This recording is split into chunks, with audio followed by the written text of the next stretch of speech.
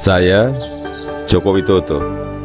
Ini adalah kisah masa muda saya sewaktu memulai perjalanan hidup. Ini saya waktu kecil. Saya berasal dari kota Solo, Jawa Tengah. Saya anak sulung dari 4 bersaudara. 3 adik saya semuanya perempuan. Saya berasal dari keluarga biasa.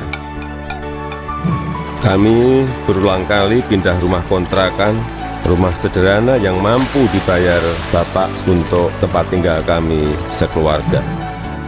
Bapak berjuang untuk hidup kami dengan berjualan bambu dan kayu di pasar. Ibu sangat gigih membantu Bapak. Setelah selesai masak dan membereskan rumah, ia segera pergi ke lapak dagang Bapak untuk membantu mengikat bambu dan kayu. Mereka melakukan itu semua demi anak-anaknya untuk bisa sekolah. Mereka meyakinkan saya bahwa sekolah akan mampu mengubah hidup saya. Perjuangan dan usaha Bapak sangat menginspirasi saya. Usaha Bapak berjalan baik, dagangan makin laku, dan saya tahu Ibu mulai punya uang. Saya pun mulai nakal waktu itu. Saya sering iseng memanggil pedagang makanan apa saja yang lewat dekat rumah, tukang siomay, tukang bakso, tukang jajanan pasar. Ibu pun terpaksa membayar apapun yang saya pesan. Suatu kali saya asal manggil saja, ada tukang lewat di depan rumah. Saya pikir jual kue pasar, ternyata tukang arang. Ibu muncul sebelum saya sempat berlari. Terpaksa ibu membelinya dan langsung menyodorkan bungkusan berisi arang untuk saya makan sambil berkata, "Ayo makan, habisin ya, kamu kan yang kepengin jajan." Suatu hari kami kena gusur pemerintah daerah karena daerah rumah kami akan dibangun fasilitas kota. Kami sekeluarga terusir begitu saja tanpa ada perhatian di mana kami akan tinggal. Kejadian ini membuat kami sekeluarga sangat terpukul. Kami terpaksa menumpang di rumah paman. Keadaan yang sulit membuat kami sekeluarga gigih berjuang lebih keras. Bapak menjadi sopir angkutan umum. Setelah sekolah, saya membantu ibu berjualan di pasar meneruskan usaha Bapak. Kami sekeluarga menjalani hidup tanpa mengeluh dan saling mengalirkan energi positif. Bersama-sama kami berjuang untuk tidak lagi menumpang. Kerja keras tidak pernah sia-sia. Bapak bisa membuka bengkel usaha kayu. Setelah beberapa tahun, akhirnya uang bisa terkumpul untuk membeli rumah sederhana. Tahun 1980, akhirnya saya memutuskan untuk kuliah di jurusan Teknologi Kayu Kehutanan UGM. Saya memilih jurusan tersebut agar saya dapat belajar lebih mendalam tentang perkayuan. Saya ingin mengikuti jejak Bapak, ingin membangun bisnis kayu Bapak menjadi besar. Ini saya gondrong waktu kuliah, dan saya suka banget dengerin musik cadas dari Nazareth, Queen, Metallica, Judas Priest, Guns N' Roses.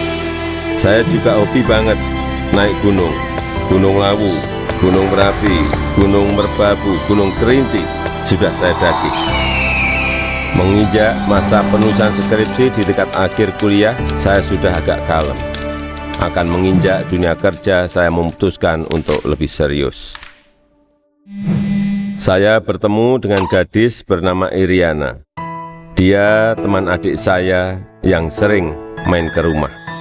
Pertama curi-curi pandang, lama-lama jadi jatuh cinta.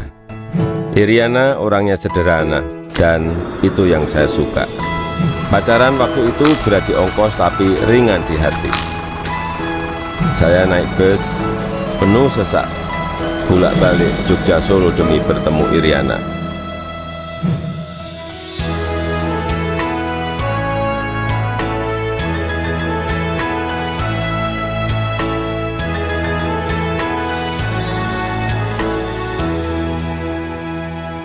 Lulus kuliah tahun 1985, saya melamar ke sebuah perusahaan kertas di Aceh.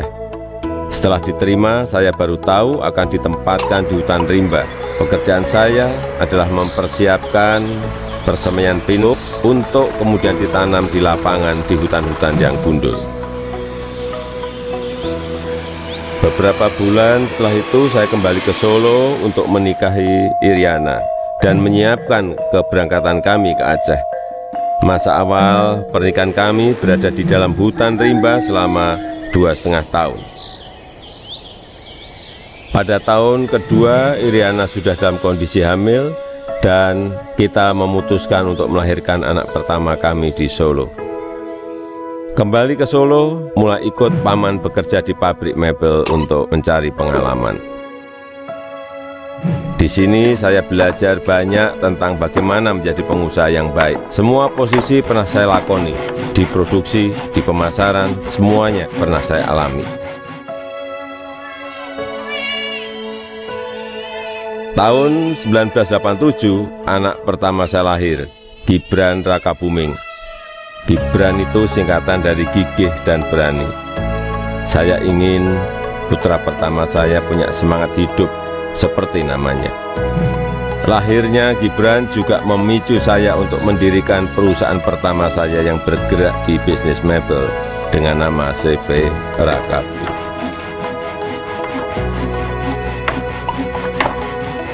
Tapi ternyata menjadi pengusaha bukanlah sesuatu yang mudah. Saya pernah habis ditipu. Barang sudah dikirim tapi tidak dibayar. Lalu orangnya menghilang. Kalau kita jatuh ya harus bangkit lagi. Tidak lama setelah itu saya mendapatkan pinjaman modal usaha. Dengan semangat untuk bangkit dan berkembang, saya bergerak cepat untuk mencari pesanan sampai luar negeri dengan cara ikut pameran-pameran mebel. Hasil usaha saya mulai terlihat, kantor tidak pernah sepi dari kunjungan pembeli. Di sini saya bertemu dengan pembeli dari Prancis bernama Bernard Jean. Dia yang memberi sebutan Jokowi untuk saya, untuk membedakan Joko Widodo dengan Joko-Joko lainnya yang banyak beliau kenal. Sejak saat itu, orang-orang lingkungan pengusaha mebel mulai memanggil saya Jokowi. 2 anak saya lahir setelah keadaan ekonomi keluarga membaik. Kahiyang Ayu dan Kaisang Pangarep. Saya ingin anak-anak saya mengenal sekolah kehidupan yang dilandasi perjuangan untuk mandiri, supaya mereka semua mampu membangun kehidupan yang kukuh.